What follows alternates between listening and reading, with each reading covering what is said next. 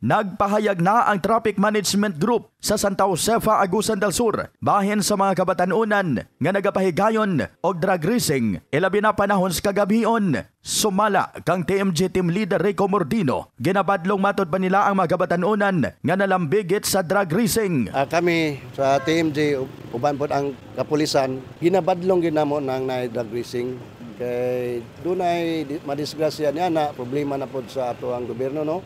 So totally una namin na absan ana naganing inadakop sa pagkakaroon nga panahon na dunay nagdrag race pero wala gid namo maapsina kay dali kay nakasibat ang mga pero gina badlong namo nga kung mahimo dili mag-drug race kay basig madisgrasya pa sila unya. Mensahe sa opisyal ngadto na sa mga kabatanunan. Hangyo nako sa kabatanunan, no.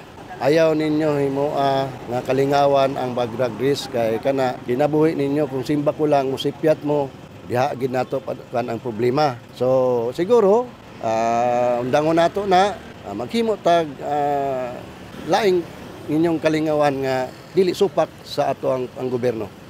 Parang walay may tabo sa inyo. Matod pa usab ni Alejandro Abastas, delikado matod pa alang sa mga kabatanunan nga mo apil-apil sa drug race. Dili gyud maayo kay sa makadaot yun na sa kwan. Labi na kung madisgrasya sila na yung mga iro diha nga mulabang. Makahatag yun sila o hasol. Labi na sa ginikanan nga iyang anak madisgrasya. Ang komunidad ana mahasol tanan. Kay nga naman dako kayo og kining paghatag og kining presyo sa mga lumulupyo diri sa Santa Josefa.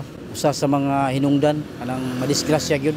Kaya giimbitar na to ang atong mga naa sa panggamahanan nga unta atagan o pagtagad labi na sa mga drug race nga ipahigayon sa mga kabatanunan panahon sa kagabion. Nasinati matod pa niya ang mga kasol tungod kay adunay higayon nga matugaw ang katulugon sa mga residente. Hasol yun kay matugaw ang katulugon sa mga ginikanan, mga naa sa nagpuyo sa daplin sa karsada. Madumduman, usa sa mga nahimong problema sa mga residente dadapita usab sa Barangay San Jose ang pagpahigayon og drug racing sa mga kabatanunan panahon sa kagabion.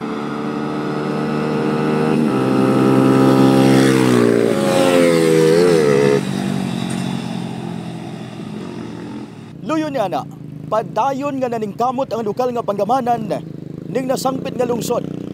Masulbad lamang ang problema sa mga kabataan nga nagapahigayon og drug racing.